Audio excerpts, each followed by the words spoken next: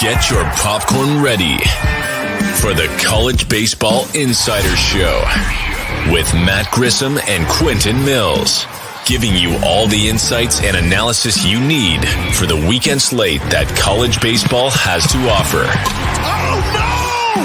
Battles deep into the night has left the stadium entirely. Now, here are your hosts, ready to dive into the top matchups.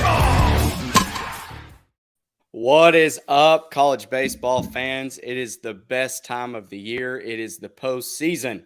Q, rocking that Florida Gators hat again. New daddy for the number 2 child of the family. Is that correct? That is correct. Yep. Congratulations. I do Thank not you. envy the next 6 months of your life. I hope you get plenty of sleep.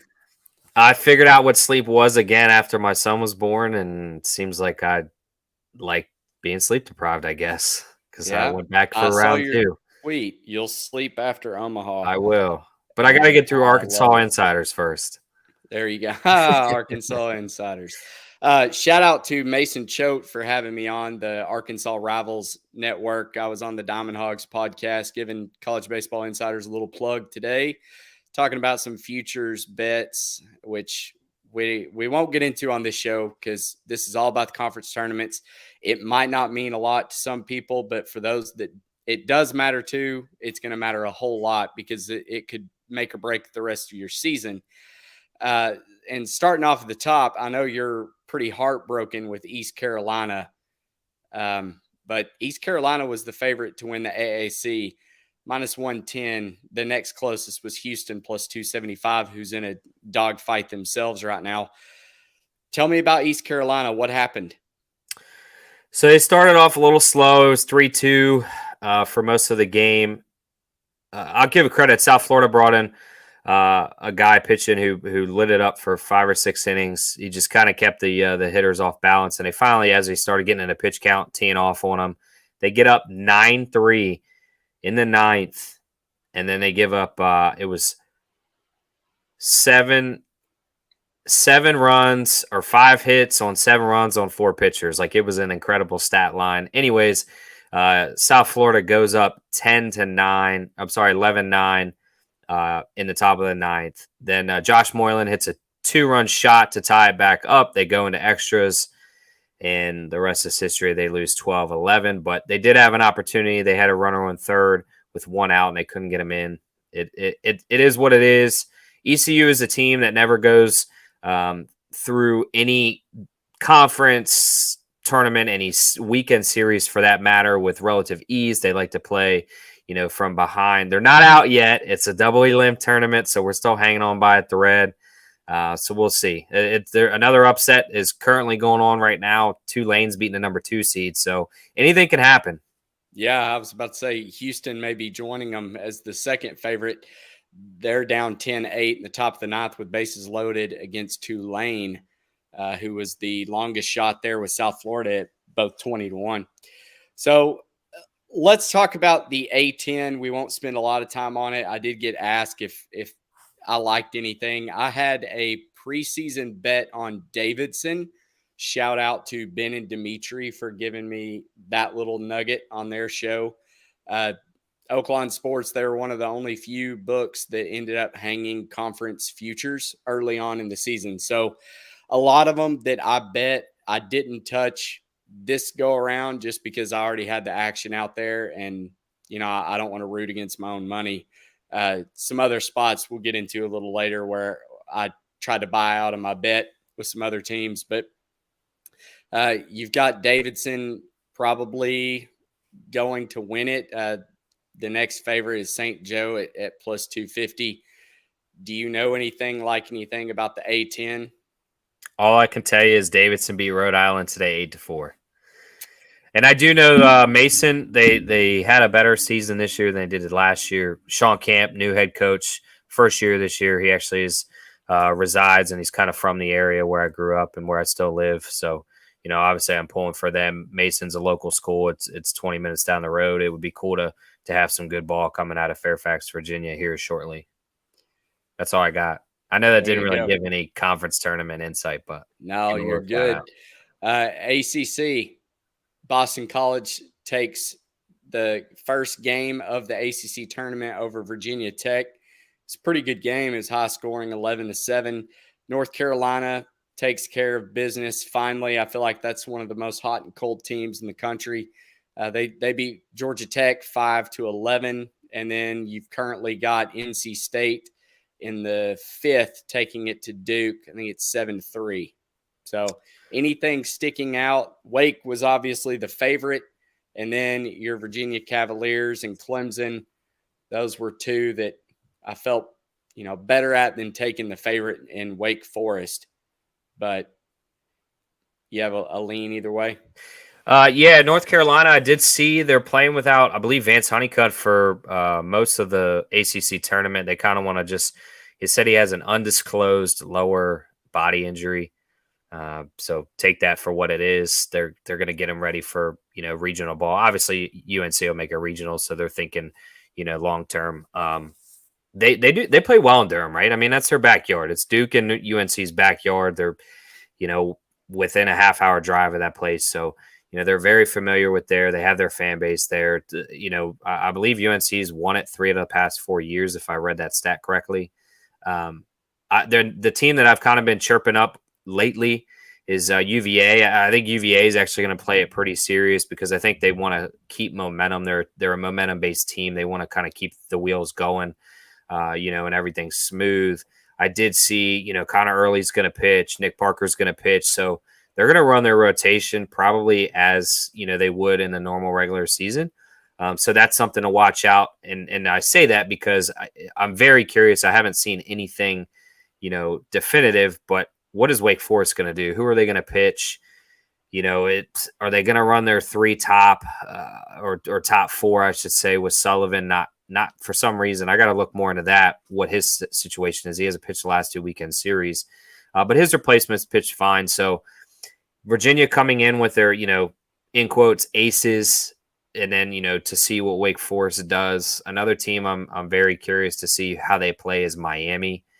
Miami started to figure it out. I think they're a 16 host maybe on the bubble, or like they're probably in that 14 to 16 range. They probably would want to be in the 9 to 13 range. So, let's see how serious they take it. Clemson, I laid the plus 600. I would have laid Virginia if I had a odds for that. So it's unfortunate. I don't even know what that was because I can't see it being in the state.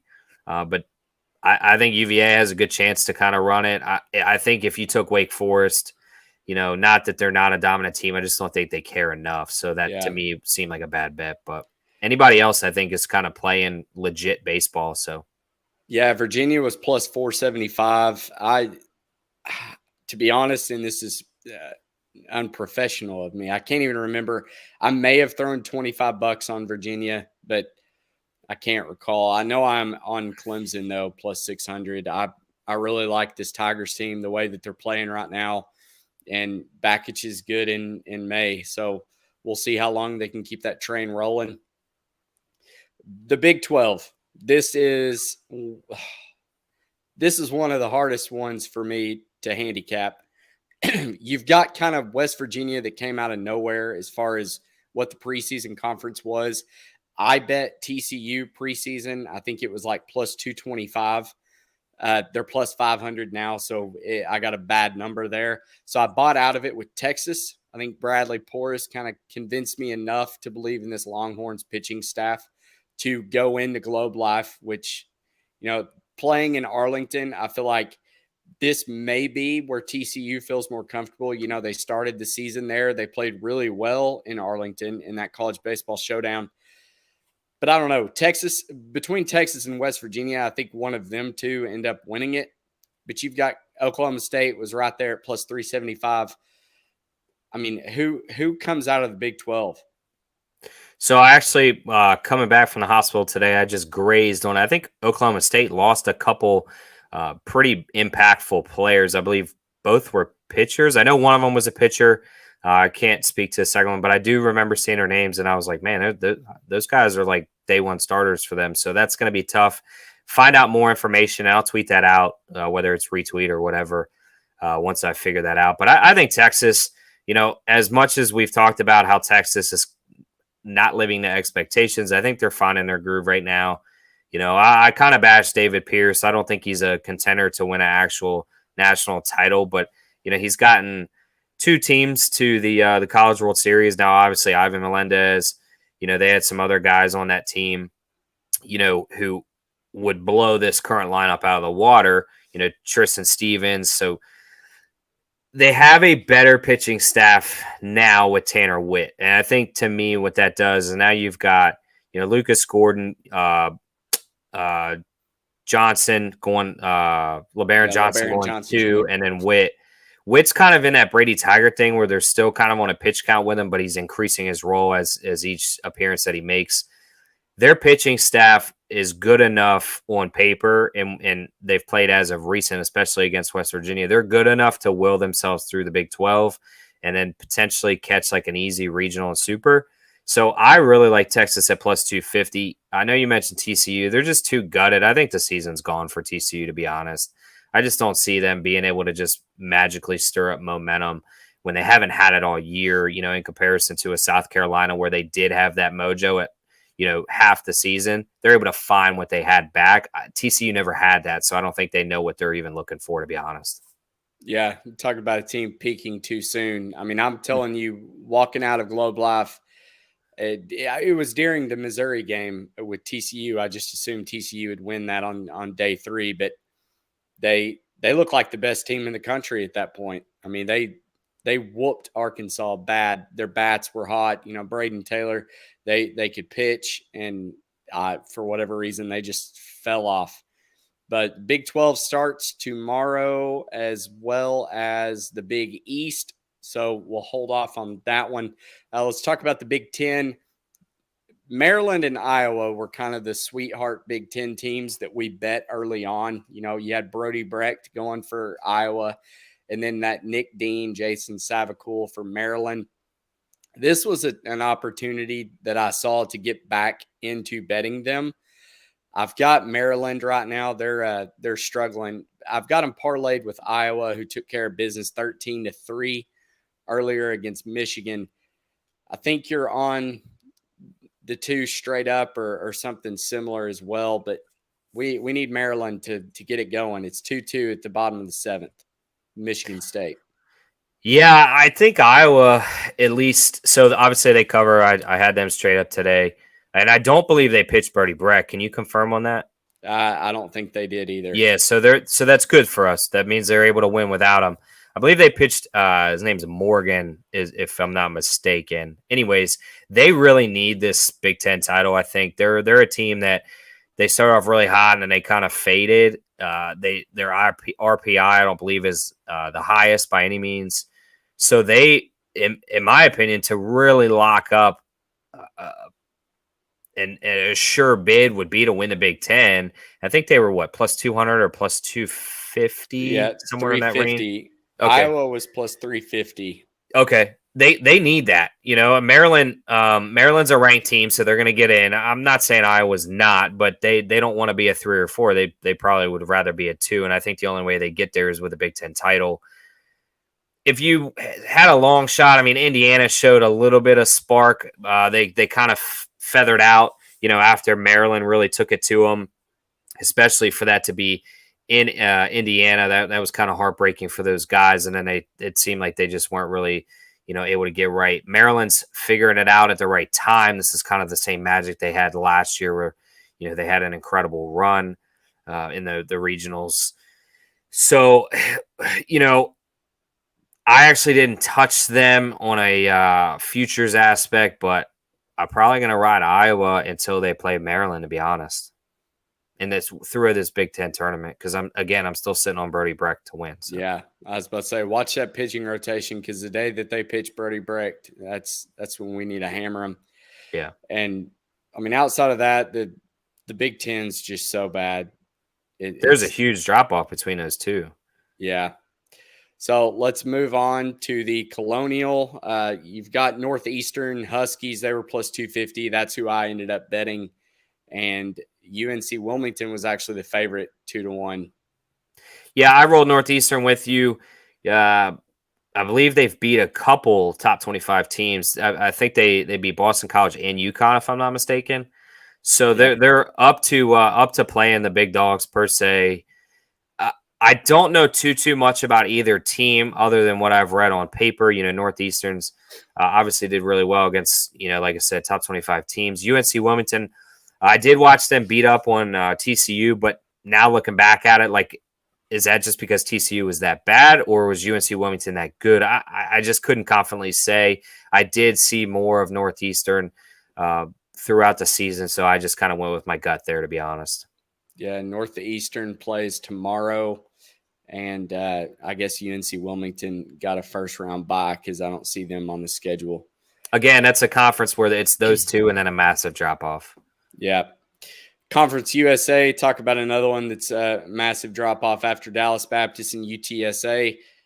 I think you bet Dallas Baptist in that. I can't even remember if I did or not. I've been in I think we both got him in. Yeah, I think we both got him. It was like 175, I think. I've got 150 right here. 150, okay. It was in that area. Yeah, that one looks like it started. Did it start today or is it starting tomorrow? Can't remember. I think it starts tomorrow. Yeah. I like DBU. I mean, even to say UTSA is a top dog, I think is a stretch in all honesty. I bet on them 5 or 6 times, and I lost every single one. They just don't seem like they show up in big series. They lost games at home they probably shouldn't have. Dallas Baptist just seems complete. They've got pitching. They've got hitting.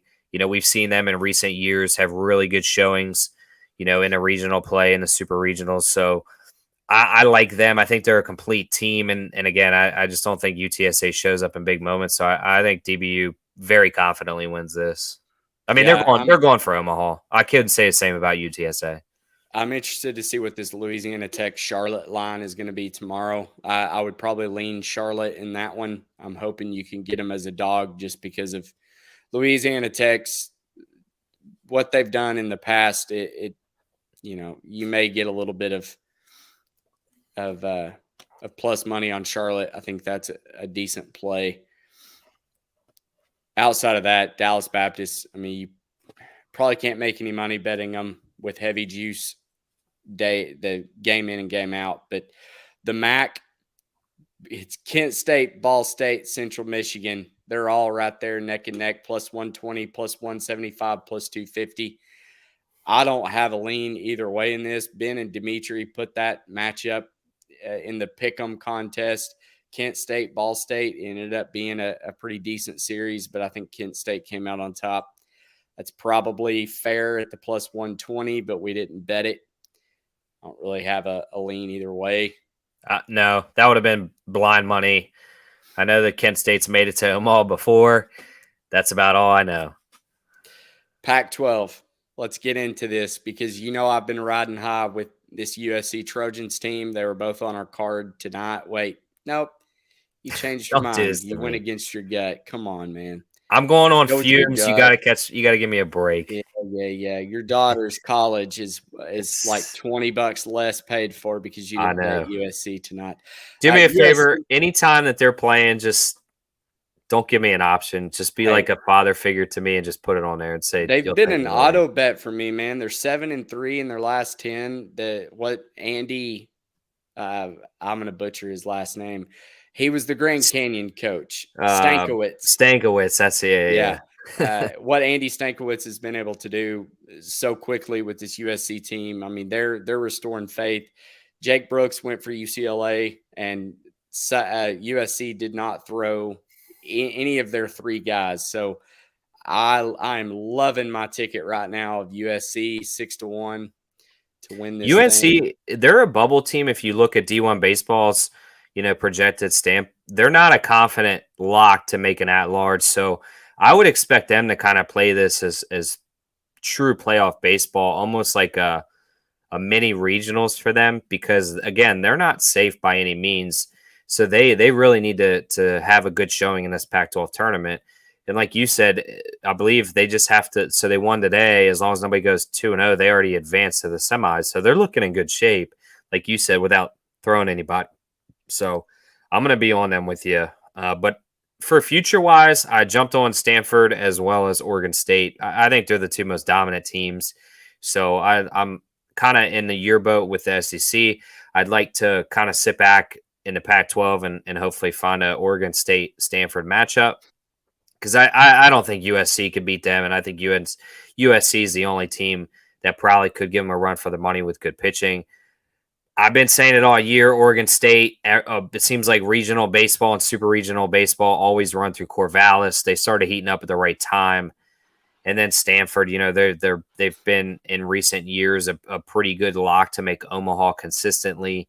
They have Quinn Matthews. They can swing the sticks, when they need to. More clutch moments. They're not consistent with it, but they have been clutch in years past, and we've seen that this year as well. So those are where I lean. If I actually had to say, like, who personally I like out of those two, I think Oregon State. I just think they're a better overall team. I think they've got 3 pitchers, whereas Stanford's got 1, and I think Oregon State can do just enough offensively to get past the Stanford team.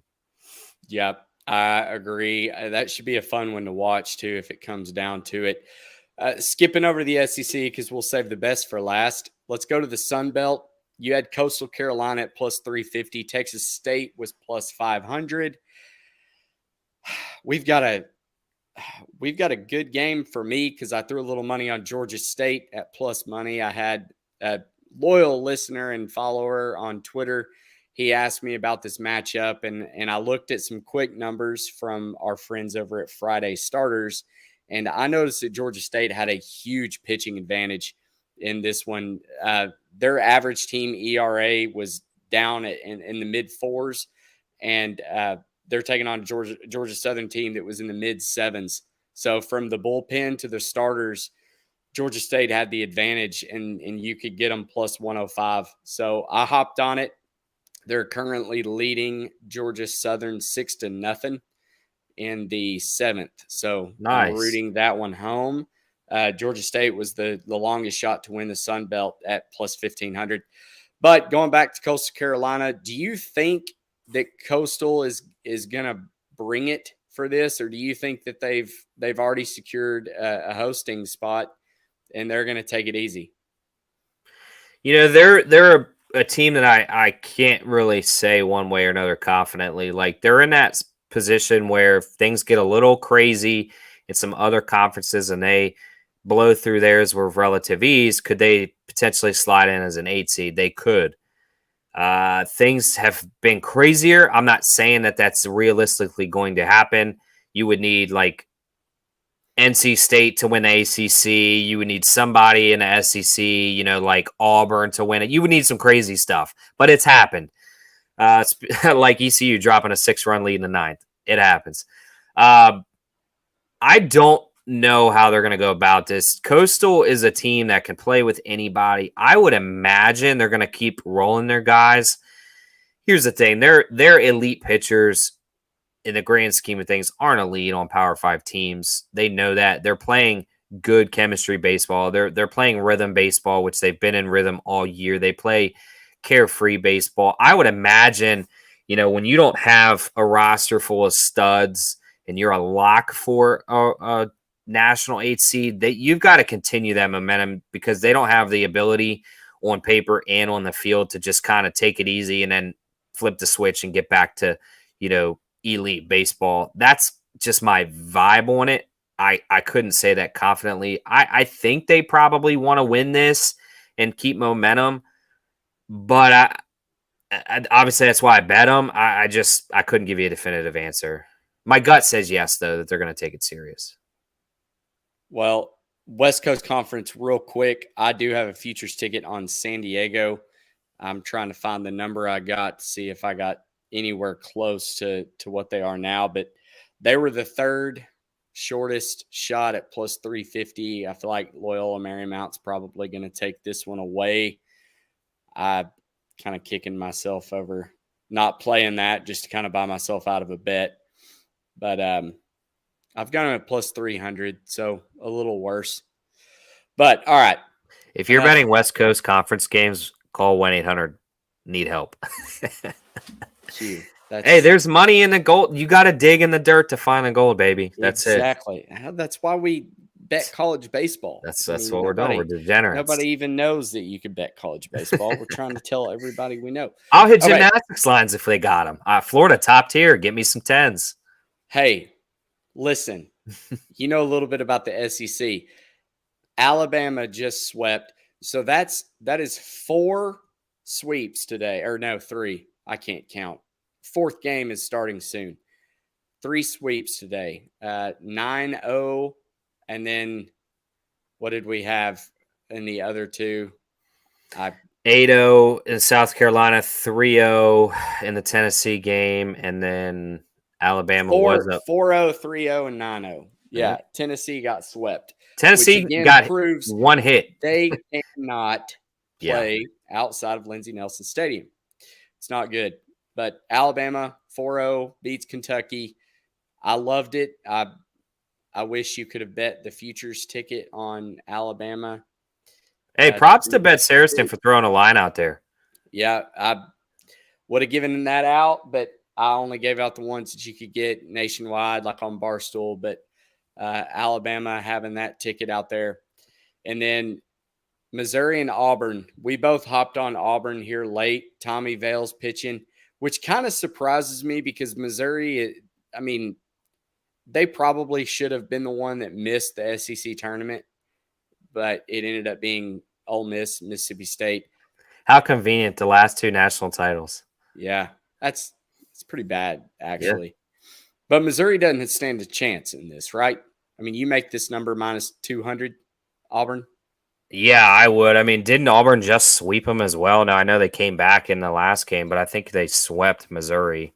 Now, it was at home, granted that, but I mean, I don't know why they're throwing Tommy Vale. I guess to keep consistency, to stay hot, get a win and then kind of go in a cruise. I don't know. That it was a little weird. I thought they could have thrown somebody else and been okay in this game and maybe saved him for a better matchup, but whatever. I'll take a minus 165 with Tommy Vale on the mound. I'm not going to complain. Yeah, I mean, they won the series against South Carolina, won the series against LSU, swept Ole Miss, swept Missouri to finish out the season. They're playing good ball. They're on an 8-game win streak right now. Minus 165 was laughable. And people forget, they did play in the College World Series last year. So, yeah. Now they obviously lost some talent. They don't have Sonny D, but they have Ike Irish. I mean, they're a good team. They're good. They're well coached. Now they did lose Tim Hudson, so that was a big loss on the pitching mound. But for them to go from last year, like, I don't think they're a bad team. I mean, talent wise, they're not the greatest, but they made it last year, so I wouldn't be surprised if they made a nice little run here. Yeah, but it wasn't. I couldn't confidently throw, some money on them. That's just. I feel like you're probably going to be better off just betting them game by game. I agree. Because if you take a minus 165 today, they win. Now you can play because they're probably going to be plus money in the other matchups. I agree. So Arkansas was 4-1. LSU was 4-1. Florida was 5-1. Vandy 6-1. Tennessee and South Carolina are both 7-1. They're out. Well, Tennessee's out. I mean, go ahead. This to me kind of confused me. I don't really get why Arkansas is the favorite, knowing that, or one of the favorites, knowing that Dave Van Horn really doesn't put a whole lot into the SEC tournament unless he has to. I bet Florida. I also had to throw a little bit on Arkansas because if for whatever reason they win, I don't want to ever not have an Arkansas ticket. That's a fan pick. Did you bet Florida? I bet both Arkansas and Florida, and I'll tell you why. So I sent you my artwork of how I felt like the bracket was going to shake out. Yes. And based on that, it fell right into line with I want an Arkansas-Florida SEC championship game. So 4 out of the last 5 playable years, so 4 out of the last 6 years, you take one because of the COVID year, the co-champion or champion have won the SEC tournament. So the last co-champion to do it was Florida LSU in 16-17. LSU wins They share the regular season with Florida. They beat Florida in the SEC tournament championship, but then Florida obviously goes on to win the College World Series. So I gotta like those. Give the conference tournament to Arkansas. We'll settle for the better.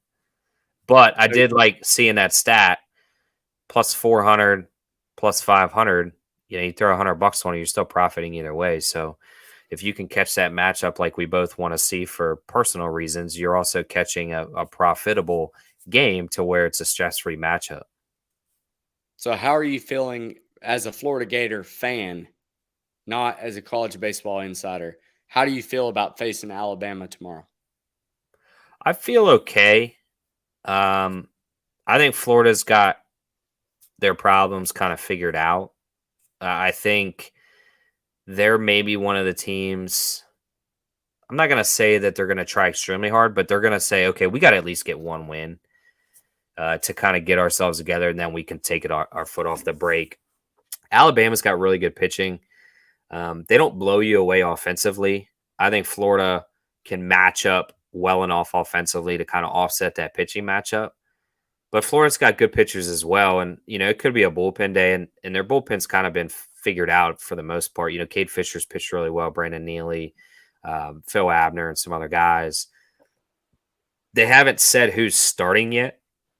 So I'm waiting to see, obviously, the line and see if it correlates with that. But, I guess I probably won't even see a line if they're playing Alabama. So scratch that. I probably will. Yeah. So you'll have to tell me, and I may throw you some bones and try to get a play or something like that. But Alabama's a good team. Like, I don't think Florida's going to sleep on them by any means. I think Florida's going to at least try to get one, maybe two wins, and then kind of say, okay, it is what it is. Like, we're back in our groove. Like, if we don't win, it's okay. One of the teams that does scare me is Vanderbilt. They're playing just good enough baseball to kind of win games. Obviously, we saw them take the series against Arkansas. Now, it was at home, but nevertheless, it was still a good series win. And obviously, they have Tim Corbin as their manager. He's one of the best, managers in college baseball, and he gets those guys right. I'm sitting here looking at it, and maybe I probably should have thrown what I call a little pizza money on them at the plus 600 because they're a team that kind of does scare me. They have the pitching staff to keep them in games, and they hit well enough to beat a good Arkansas team. So why couldn't they do it against maybe a Florida team that isn't necessarily looking to win at all, or like a LSU team that has major flaws? So I think I kind of missed the boat on the Vanderbilt train here, and I probably should have been on it. I think you'll be okay. I don't think this Vanderbilt team is very good. I don't think they're going to come out of the Super Regional. Yes, they just beat Arkansas. Dave Van Horn had a big smile on his face in the post-game press conference. I mean, he had one goal, and that was to win the West. He wanted to take that 2 seed. When they found out that LSU had dropped that last game to Georgia, they pulled Zach Morris and or Will McIntyre. Yeah. They switched the whole groove of the game. They just didn't care. And it really bodes well for Arkansas fans that we did drop that last series, because in years that we have dropped the last series, we've made it to Omaha. In years where we've won the last series, we did not. So maybe he just wanted that trend to continue. But we're going to take on a Texas A&M team who they didn't play awesome today versus Tennessee, but they played well enough to get the win. Who pitched for A&M? Was it Detmer? I don't know. I don't think it was Detmer, but that was the early game. I caught it late, and then I went on that other show for a little bit. But Arkansas is pitching Cody Adcock. They're going to try to get him right. He was a middle reliever for us. I just don't know how motivated they're going to be. He did announce that Dave Van Horn announced that Hagen Smith will get the start on the Thursday game to keep his normal week-long rest. So I'm confident in that one, that we can at least get one. But this may be one of those like wait and see. Maybe bet Arkansas a little bit if you can get a fair number, and if they lose, then double up and bet them in the Thursday game. Yeah, even with you saying that Hagen's getting a start, I can't imagine he's going to go past 5 innings. I feel like it's going to be more of a 3 to 4 inning, just to kind of keep him in rhythm, like you said. So don't bait. And we saw that today. Like, I think there was a misconception with Georgia that Jaden Woods was going to pitch 7, 8 innings because he hasn't pitched in a while. But he was obviously on a pitch count, which again, I said on Twitter, I don't know if I would have pulled him at 31 pitches, bases loaded, 2 outs in the bottom of the second. I probably would have given him one more batter. He either gets us out of the inning or they score runs and it's time to take him out. So that was questionable. But I think you're going to see the same thing, even though Hagen Smith's not injured. Just kind of save his arm. He doesn't need to go 7 innings in the SEC tournament. Save those innings for, later in the season and just kind of keep him in his routine. So game 1 tomorrow, LSU, South Carolina, 10:30 a.m. Eastern. We finally get that game 3 of South Carolina and LSU. Who wins it? Probably South Carolina because they're rolling. I'm leaning that way too. I saw a tweet. I think they said Thatcher Hurd's going to get the start. I love it. I will say this, even though he gave up 2 back-to-back home runs against wow, I'm drawing a blank. Who'd they just play? LSU? Yeah. Georgia. Yeah, they just played Georgia. He gave up 2 back-to-back solos, but he did kind of persevere and he ran another 2 innings. So I guess that was a positive note if you're an LSU guy, like he was able to shake it off. But I think that win might have given South Carolina maybe a little spark. I talked about them earlier in the show of, in comparison to TCU. TCU never had momentum in the season, whereas South Carolina did. I mean, they were up to number 2 in the country or 3 in the country for a reason. I mean, they swept Florida, which was a big series for them. They obviously had their injuries and their really low moments, but that was a big win for them, especially to blank them. It was a real dominant performance. I could see, without Paul Skeens on the mound, anything can happen. I mean, LSU, we've talked about them ad nauseum, how their bullpen sucks, and frankly, their starters suck. If you're going with Thatcher Hurd, that doesn't tell me that you're overly confident in your staff because they haven't figured out his role by any means. So it'll be dependent on who South Carolina pitches. I could see them throwing like Mahoney or somebody like that to kind of keep some momentum going and really get this team back in sync. So I think South Carolina might be the play there. Yep, I completely agree. I'm excited to see tomorrow's slate, and unfortunately, we don't have lines. I was hoping here near the end of the show that we would start seeing some lines pop. I don't think you'll see them just because some of the late games. Yeah, and you've got like the NHL and NBA playoffs going on. Who cares about that, really? You've got college baseball. And another streak that's never been broken. It rained in Hoover.